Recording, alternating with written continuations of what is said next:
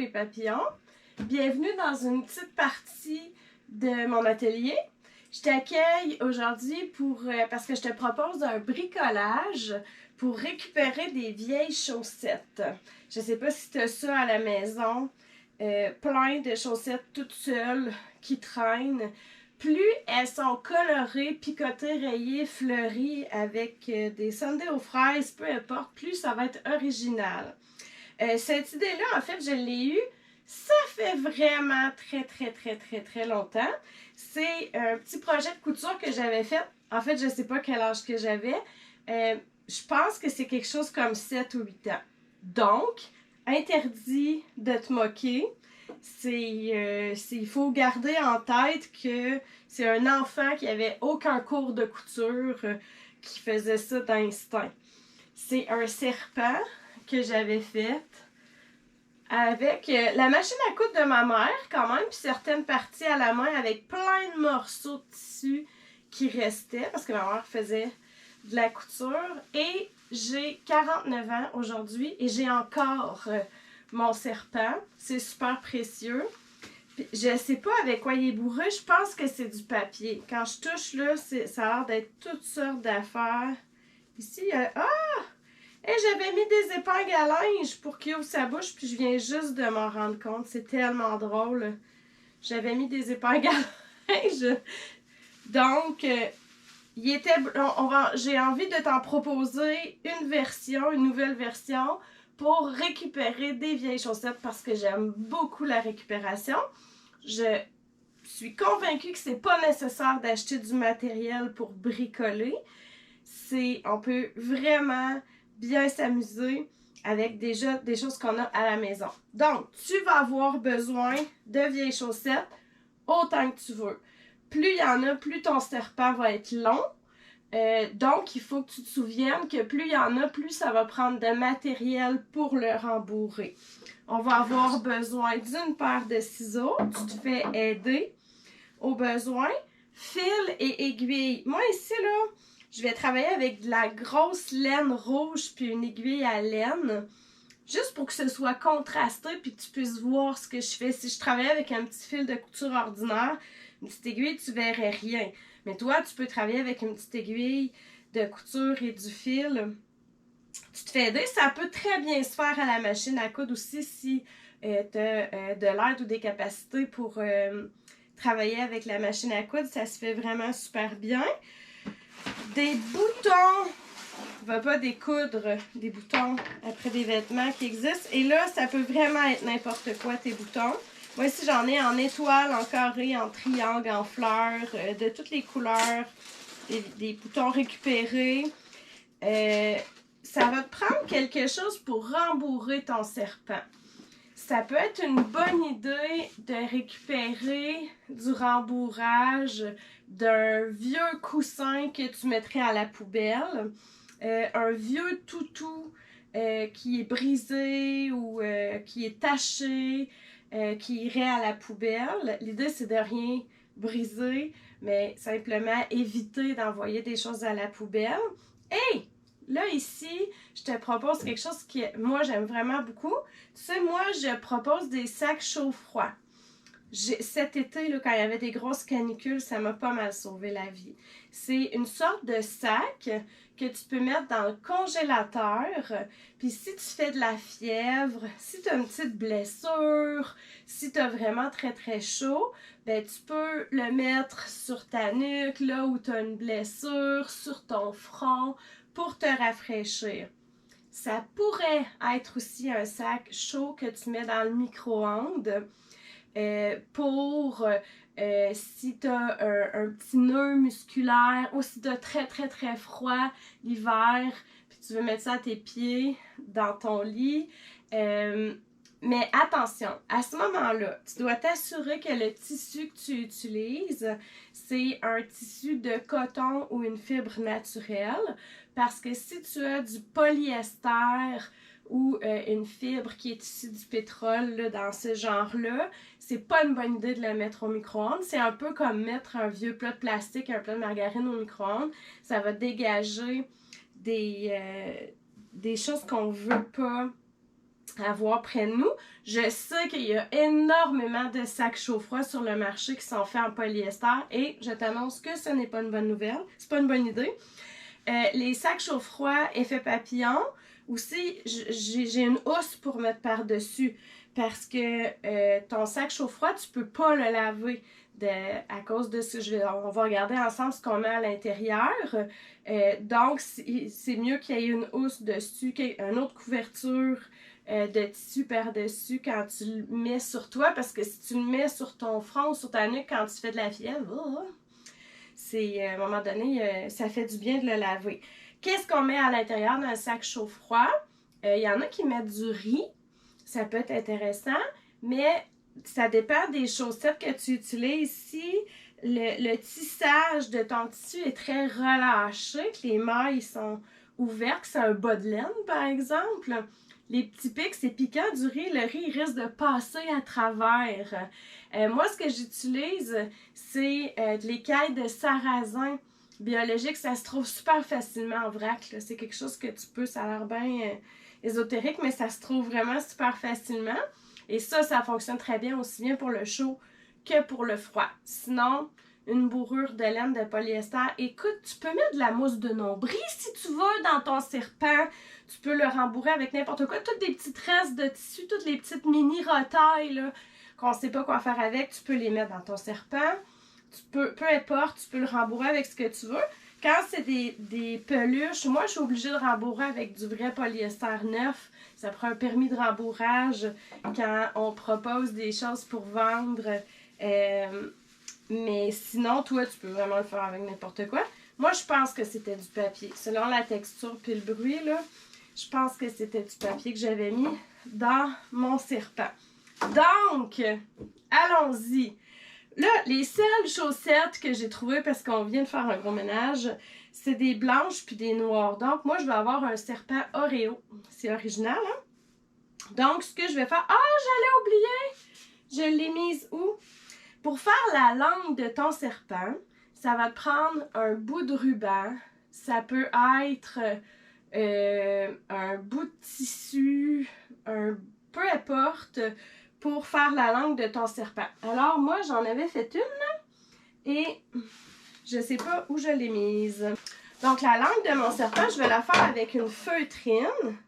Je vais simplement découper un rectangle que je vais plier en deux et je vais venir enlever le côté plié, il est par ici, un triangle. Puis là, ça va vraiment me faire la petite fourche de ma langue de serpent. Donc, je vais mettre ma main dans la première chaussette, celle que tu veux utiliser pour faire la tête. Et là, je vais aller pincer. Tu peux rentrer un petit peu tes doigts à l'intérieur pour que ça fasse vraiment comme une bouche. Et là, je vais pincer avec mes doigts ma langue de serpent. Et là, je la tiens bien. Mes doigts, je veux pas qu'ils desserrent. Ils restent bien serrés. Je vais tourner à l'envers ma chaussette, toujours en tenant bien ma langue de serpent. Puis pour être sûre de ne pas l'échapper, là, elle est ici, je la sens là, avec mes doigts. Je vais prendre une petite épingle droite, puis je vais venir la coincer, l'épingler dans ma chaussette pour être sûre de ne pas l'échapper. Maintenant, j'ai enfilé mon fil dans mon aiguille. Je vais couper. Là, pour commencer ta couture, probablement que toi, tu as appris de venir faire un nœud au bout de ton fil. Moi, je vais te donner un autre truc aujourd'hui. Moi, je fais plus ça des nœuds au bout du fil. C'est pas aussi solide. Surtout, encore une fois, si mon tissu, les mailles sont relâchées, que c'est un bas de laine, ton nœud, il va passer à travers tes mailles, puis ta couture, elle va pas tenir. Donc, quand on commence une couture à la main, mon truc à moi, et là, la couture que je veux venir faire, je veux pas juste venir coudre ma langue où est-ce que c'est, je l'ai coincée.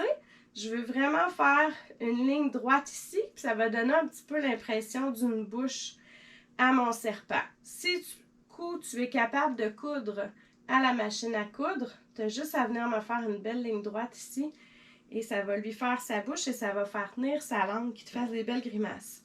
Donc, mon truc pour commencer ma couture, je vais piquer dans mon tissu, je vais tirer, puis je vais me laisser une petite longueur de fil. Assez pour ne pas me faire jouer des tours. Je vais repiquer presque dans le même trou, juste à côté. Je vais encore tirer et là, ça vient faire une boucle. Je vais passer dans cette boucle-là et je vais tirer sur mon fil et ça vient faire un nœud qui est vraiment très solide. Pour être sûr que ça va jamais se défaire, que quand tu vas avoir 49 ans, ton serpent, il va encore tenir. Bon, on va faire ça une deuxième fois. Je viens encore piquer dans le même trou. Ça fait une boucle. Je vais passer dans la boucle et tirer. Et ça y est, ça ne se défera plus jamais. Le petit bout que j'ai laissé ici, ben là, je peux venir le couper. Poup! Et là, je vais venir coudre cette ligne-là. Là, je pourrais coudre comme ça, des mailles par-dessus.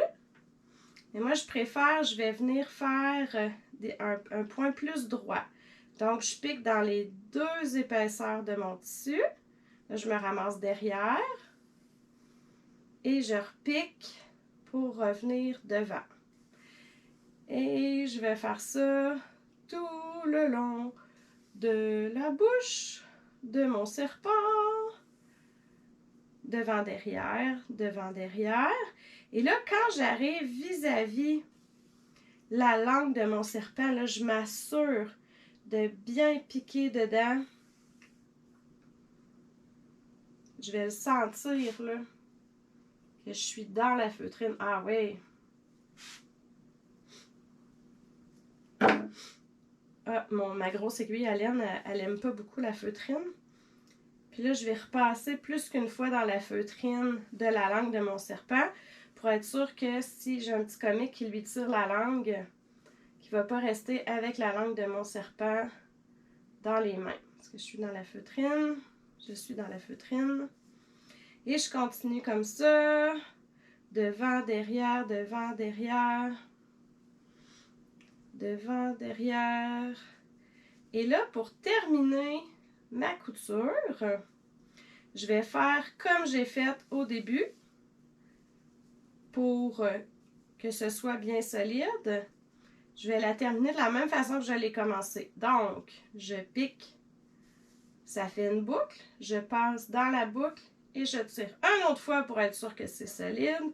Je pique, je passe dans la boucle et je tire pour être sûr que c'est bien solide. Et là, je peux venir couper mon fil. Et que se passe-t-il quand je tourne ma chaussette à l'endroit? J'ai la bouche de mon toutou serpent qui tire la langue. Ça lui fait comme un sourire. Moi, ça me fait beaucoup rire. Ça me fait encore beaucoup rire. D'accord, deuxième partie de mon serpent. En fait, deuxième partie, et ça va être comme ça pour toutes les sections que tu veux ajouter. Ça dépend combien tu as de chaussettes, combien tu veux qu'il y ait de sections. Tu te gardes une chaussette pour la queue du serpent. OK? Donc, moi, je vais garder une chaussette blanche. Ah, elle était là, la langue que je cherchais tantôt. Pour la queue, elle, tu lui coupes pas les orteils, mais toutes les autres chaussettes que tu vas te servir pour faire tout le corps de ton serpent, tu dois couper avant le talon pour garder seulement le tube de la cheville. De toute façon, là, étant donné que tu as pris des très vieilles chaussettes, fort probablement que c'est cette partie-là qui est brisée, qui est pleine de trous. Puis cette partie-là, habituellement, ben, elle se conserve plus. Fait que c'est cette partie-là qu'on garde le tube. Donc, si je prenais mon serpent, que moi, j'avais pas pris tes chaussettes, là, La partie qui prend la tête, on garde les orteils. La partie qui fait la queue, on garde les orteils. Mais toutes les autres sections, qui sont toutes des chaussettes, elles, on coupe les orteils et on garde juste la cheville. Je prends ma chaussette, je la tourne à l'envers. Et là, je vais venir la mettre par-dessus la chaussette qui faisait la tête, comme ça, pour que ce soit l'endroit, le côté qu'on veut voir, là, ben, il est collé sur l'endroit, le côté qu'on veut voir de l'autre chaussette. Donc, le côté que tu vas voir, là, c'est l'envers. Moi, c'est pas évident parce qu'elle est noire. Donc, là, je vais prendre encore une fois mon aiguille et mon fil. Et encore une fois, si tu es à l'aise avec la machine à coudre, cette couture-là ici, tout le tour, tu peux venir la faire à la machine à coudre. Ça va super bien aller.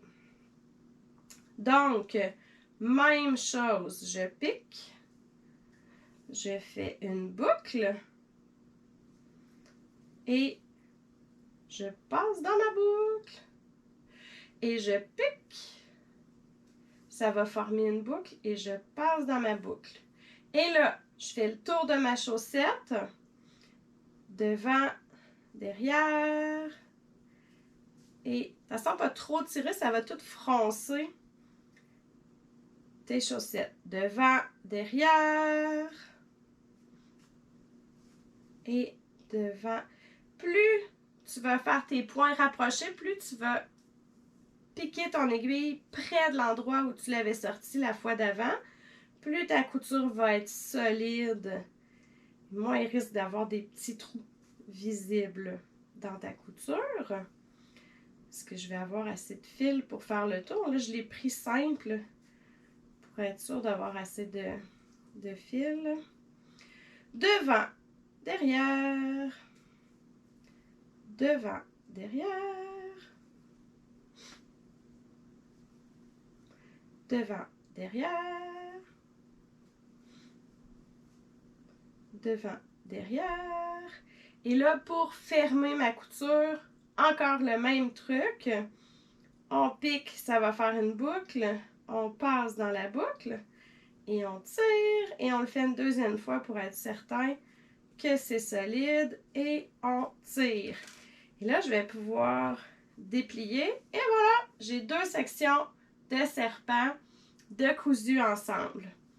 Et là, je suis rendue à la queue de mon serpent. Donc, je vais faire la même chose. Je vais venir lui couper les orteils, mais je peux garder le talon cette fois-ci. Je vais juste couper les orteils et je vais le tourner à l'envers. Et je vais aller mettre endroit sur endroit, comme j'ai fait tantôt. On refait la même chose en fait pour toutes les sections si tu veux avoir un long serpent. Encore une fois, on passe. On fait une boucle. On passe dans la boucle. Et on tire.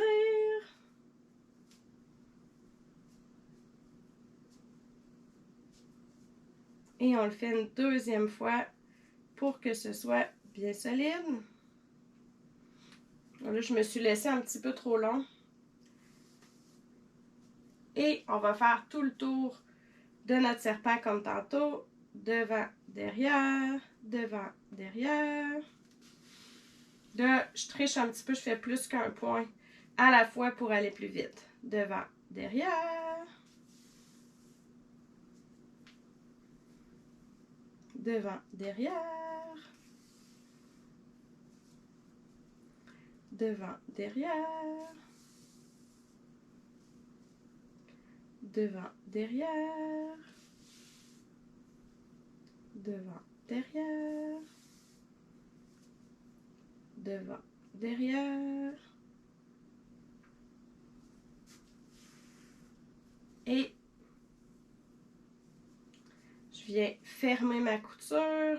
On fait une boucle. On passe dans la boucle et on tire. On fait une boucle. On passe dans la boucle et on tire et on vient couper le surplus.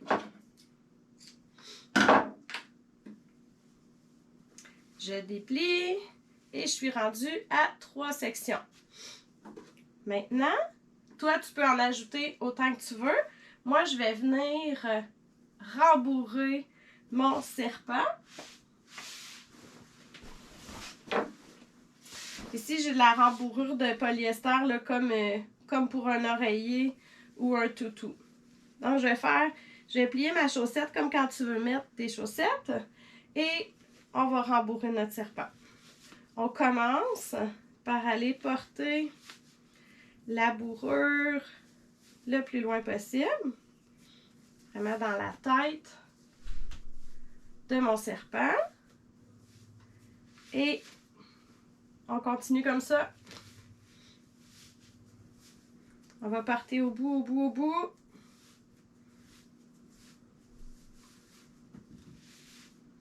Et on continue. Alors là, tu le rembourres avec ce que tu as choisi.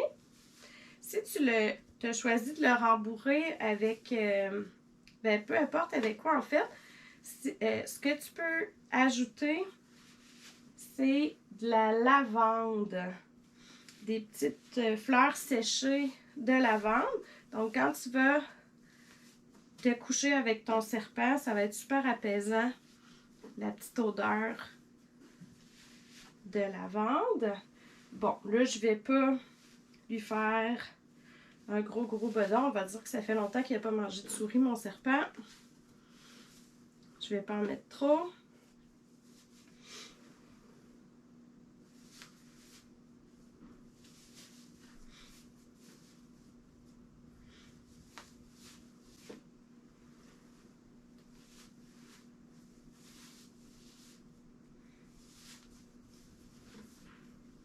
Maintenant, on va replier un petit peu à l'intérieur notre chaussette.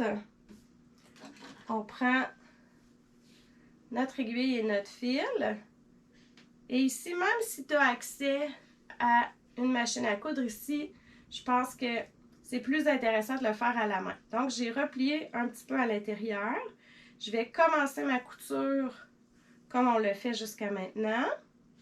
Je vais faire une boucle. Je passe dans la boucle. On tire et on double pour que ce soit bien solide. Et je vais faire devant-derrière tout le tour. Je ne vais pas les fermer ensemble. Je vais faire devant-derrière dans le pli. Devant-derrière.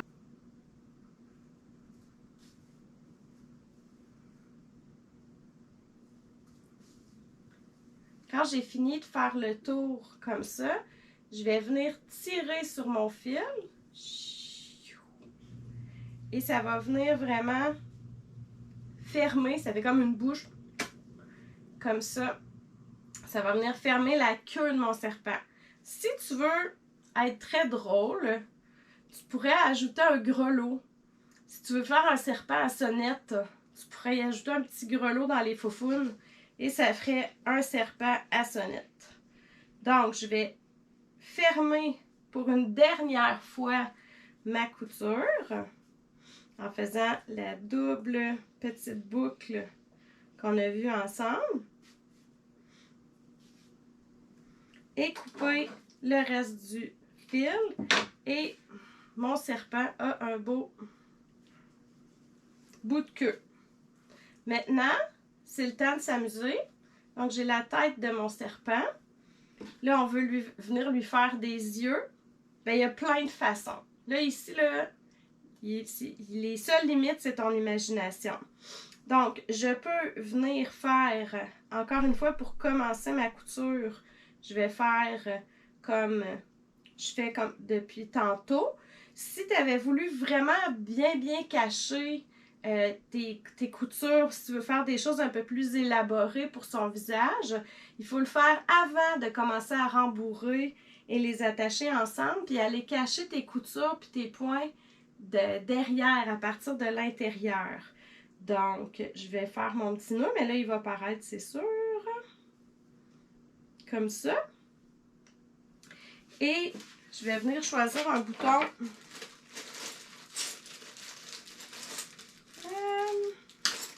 Je sais pas si j'en ai deux.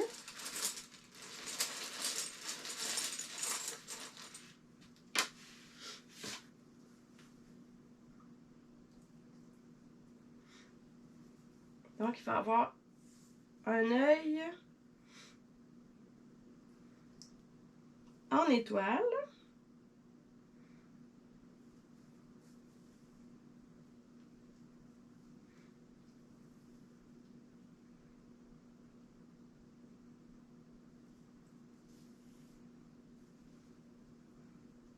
Comme ça. Je vais repasser dans ma couture pour que ce soit bien solide.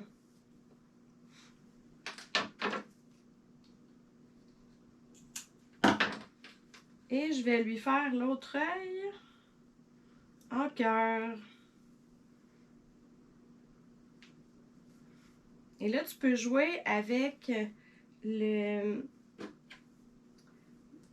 prendre un bouton blanc et d'utiliser un fil noir. Donc, ça va faire vraiment comme l'intérieur de l'œil qui ne sera pas la même couleur. On peut juste on peut venir un peu comme broder l'œil, pas prendre un bouton nécessairement, juste aller faire un gros X avec un fil à broder ou une laine. Il y a des yeux dans les magasins de bricolage, tu peux trouver, vraiment c'est comme des yeux, l'intérieur bouge pour des toutous. Tu peux utiliser des boutons pression qui s'installent avec une petite machine à snap. Oups! Bon, c'est désenfilé. On va dire que on a terminé, comme ça. Donc, il y a l'œil à l'envers, mais c'est pas grave. Donc là, j'ai mes deux yeux. Et là, tu peux faire vraiment n'importe quoi. Tu peux venir lui faire des cheveux. Tu peux venir lui mettre une belle boucle. Tu peux lui mettre des boucles d'oreilles. C'est vraiment à toi de personnaliser ton serpent chaussette pour qu'il te ressemble, qu'il te fasse rire, qu'il soit joli. Moi, vraiment, je suis certaine que tu peux faire mieux avec des chaussettes à fleurs, rayées, picotées.